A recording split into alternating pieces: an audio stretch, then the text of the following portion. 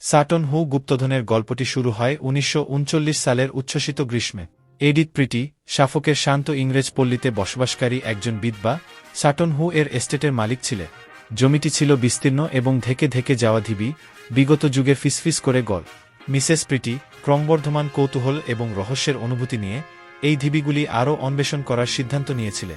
তিনি স্থানীয় ইতিহাস এবং ভূতত্ত্বের গভীর জ্ঞানের সাথে স্বশিক্ষিত প্রত্নতাত্ত্বিক ব্যাসিল ব্রাউনের সাহায্যে তালিকাভুক্ত হন।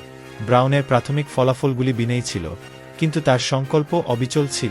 তিনি যখন সবচেয়ে বড় ঢিবির গভীরে প্রবেশ করলেন, তখন তিনি আবিষ্কার করলেন যে এটি একটি জাহাজের ধ্বংসাবশেষ বলে মনে হচ্ছে।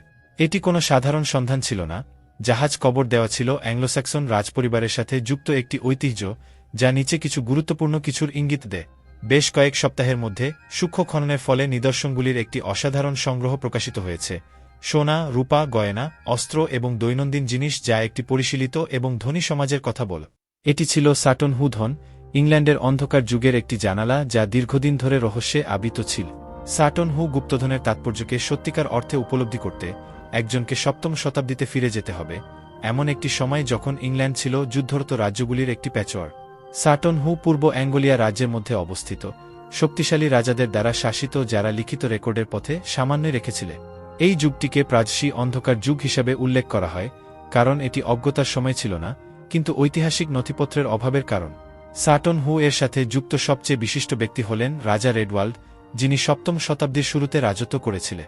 অ্যাংলো-স্যাক্সন ইংল্যান্ডে পৌত্তলিকতা থেকে খ্রিস্টধর্মে রূপান্তরের ক্ষেত্রে তিনি ছিলেন প্রধান চরিত্র। রেডওয়াল্ড একটি সূক্ষ্ম ভারসাম্য বজায় রেখেছিলেন, পুরানো দেবতা এবং নতুন খ্রিস্টান বিশ্বাস উভয়ের জন্য বেদি তৈরি করেছিলেন। এই দ্বৈততা ভাণ্ডারের মধ্যেই প্রতিফলিত হয়, যা এর শিল্পকর্মে পৌত্তলিক এবং খ্রিস্টান প্রতীকবাদকে মিশ্রিত করে। প্রাপ্ত ধনগুলির মধ্যে একটি সূক্ষ্ম শিরস্ত্রাণ ছিল, যা জটিল নকশা দিয়ে সজ্জিত এবং মূল্যবান পাথর দিয়ে জড়ানো। এই শিরস্ত্রাণ একজন যোদ্ধার তলোয়ার এবং ঢাল সহ একজন শ্রদ্ধেয় নেতা এবং একজন শক্তিশালী যোদ্ধা হিসাবে রাজার মর্যাদা নির্দেশ করে। কবরের জিনিসপত্রের মধ্যে বাইজেন্টিয়ামের রূপার পাত্র ছিল, যা সুদূরপ্রসারী বাণিজ্য সংযোগ এবং রাজ্যের সম্পদকে নির্দেশ করে। সাটন হু এর খনন তার চ্যালেঞ্জ ছাড়া ছিল না। দ্বিতীয় বিশ্বযুদ্ধ শুরু হওয়ার সাথে সাথে সম্ভাব্য বোমা বিস্ফোরণ থেকে নিদর্শনগুলিকে সুরক্ষিত করার জন্য একটি জরুরি প্রয়োজন ছিল।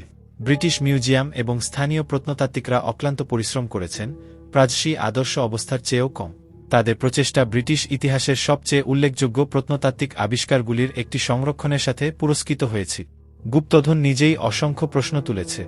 এখানে কাকে কবর দেওয়া হয়েছিল? প্রতিটি আইটেমের তাৎপর্য কী ছিল?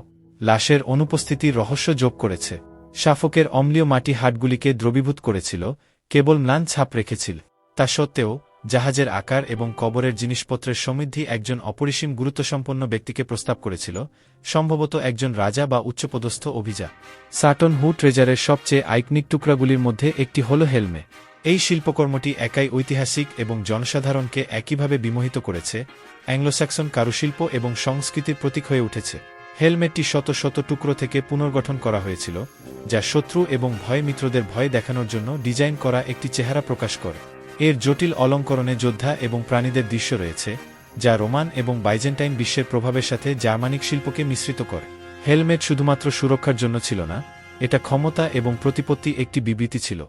মুখের মুখোশ, তার গোফ এবং ড্রাগনের মতো ভ্রূসহ, পরিধানকারীকে যুদ্ধে এবং আনুষ্ঠানিক প্রেক্ষাপটে একটি শক্তিশালী ব্যক্তিত্বে রূপান্তরিত করেছি। এই বর্মের টুকরোটি অন্য যেকোনোটির চেয়ে বেশি অ্যাংলো-স্যাক্সন অভিজাতদের যোদ্ধা নীতিকে মূর্ত করতে এসেছে। আরেকটি উল্লেখযোগ্য আবিষ্কার ছিল মহান সোনার ফিতে।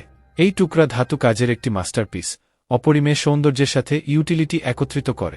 এটি ইন্টারলেসিং প্যাটার্ন এবং শৈলীযুক্ত প্রাণী দ্বারা সজ্জিত, অ্যাংলো-স্যাক্সন কারিগরদের উচ্চ স্তরের দক্ষতা প্রদর্শন করে। ফিতেটির কাজ ছিল একটি বেল্ট বেঁধে রাখা, যা সম্ভবত একজন রাজা বা সম্ভ্রান্ত ব্যক্তি পরতেন, কর্তৃত্ব এবং সম্পদের প্রতীক। সাটন হুতে পাওয়া ব্যক্তিগত অলঙ্করণের অন্যান্য আইটেম সহ সোনার বাকল, অ্যাংলো-স্যাক্সন সমাজের মধ্যে সামাজিক স্তরবিন্যাস এবং ব্যক্তিদের ভূমিকা সম্পর্কে অন্তর্দৃষ্টি প্রদান করে। এই আইটেমগুলি নিছক আলংকারিক ছিল না, কিন্তু প্রতীকী অর্থে আবদ্ধ ছিল এবং অবস্থার সূচক হিসাবে পরিবেশিত হয়েছিল। মজুদগুলির মধ্যে বাইজেন্টাইন বংশোদ্ভূত বেশ কয়েকটি রূপার বাটি এবং চামচও ছিল।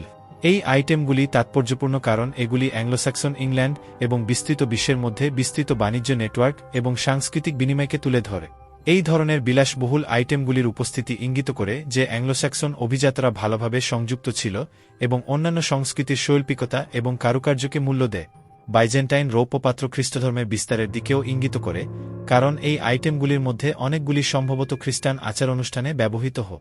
উদাহরণস্বরূপ, চামচে প্রেরিত পল এবং শৌলের নাম খোদাই করা হয়েছে, যা খ্রিস্টান প্রসঙ্গে তাদের ব্যবহার নির্দেশ করে। জাহাজ নিজেই শাটন হু সমাধির একটি মূল বৈশিষ্ট্য। প্রায় ২৭ মিটার দীর্ঘ, এটি একটি বিশাল জাহাজ যা নির্মাণের জন্য উল্লেখযোগ্য সম্পদের প্রয়োজন হবে। জাহাজগুলি অ্যাংলোস্যাক্সনদের জন্য গভীর প্রতীকী অর্থ বহন করে, যা জীবন এবং মৃত্যু উভয় ক্ষেত্রেই একটি যাত্রার প্রতিনিধিত্ব করে। সাটন হুতে সমাধিবাহী জাহাজটি মৃত ব্যক্তিকে পরকালে নিয়ে যাওয়ার উদ্দেশ্যে ছিল, পরবর্তী পৃথিবীতে তাদের মর্যাদা এবং স্বাচ্ছন্দ্য নিশ্চিত করার জন্য ধনসম্পদে বোঝা। জাহাজের আবিষ্কার অ্যাংলোস্যাক্সন জাহাজ নির্মাণ কৌশল সম্পর্কে মূল্যবান তথ্য প্রদান করে। ক্লিংকার নির্মিত নির্মাণ, যেখানে তক্তা একে অপরকে ওভারল্যাপ করে, উত্তর ইউরোপীয় মেরিটাইম ইঞ্জিনিয়ারিংয়ের একটি বৈশিষ্ট্য ছিল। এই পদ্ধতিটি অ্যাংলোস্যাক্সনদের সমুদ্রযাত্রার দক্ষতাকে আন্ডারস্কোর করে দীর্ঘ সমুদ্রযাত্রায় সক্ষম শক্তিশালী, সমুদ্র উপযোগী জাহাজের অনুমতি দেয়। সাটন হু গুপ্তধনের আবিষ্কার মধ্যযুগের প্রথম দিকের ইংল্যান্ডের বোঝার উপর গভীর প্রভাব ফেলেছিল। এটি সাংস্কৃতিক স্থবিরতার সময় হিসাবে অন্ধকার যুগের ধারণাকে চ্যালেঞ্জ করেছিল, যা শৈল্পিকতা, বাণিজ্য এবং জটিল সামাজিক কাঠামোতে সমৃদ্ধ একটি সমাজকে প্রকাশ করে। সাটন হু থেকে নিদর্শনগুলি সারা বিশ্বের জাদুঘরে প্রদর্শিত হয়েছে, যা দর্শকদের মুগ্ধ করেছে এবং অ্যাংলোস্যাক্সন যুগে আরও গবেষণার জন্ম দিয়েছে। গুপ্তধনটি প্রত্নতাত্ত্বিক সন্ধানের ব্যাখ্যা সম্পর্কে গুরুত্বপূর্ণ প্রশ্ন উত্থাপন করেছিল। প্রতিটি শিল্পকর্ম, ক্ষুদ্রতম পুঁতি থেকে সর্বশ্রেষ্ঠ শিরস্ত্রাণ পর্যন্ত, যারা তাদের তৈরি এবং ব্যবহার করেছেন তাদের সম্পর্কে সূত্র ধরে।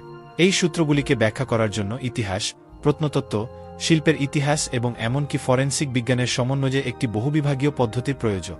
সাটন হু এর উত্তরাধিকার আজও অনুরণিত হচ্ছে।